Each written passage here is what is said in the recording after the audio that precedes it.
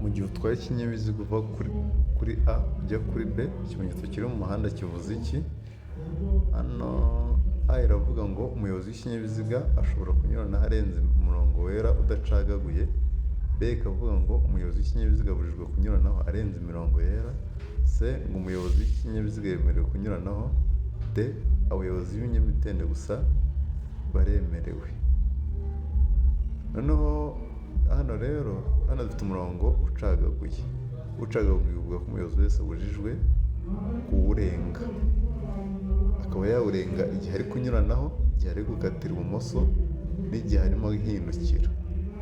Umurongo udacagaguye ukavuga ko umuyobozi w'ikinyabiziga abujijwe kuwurenga, akaba abujijwe no kuwugenda ibumoso.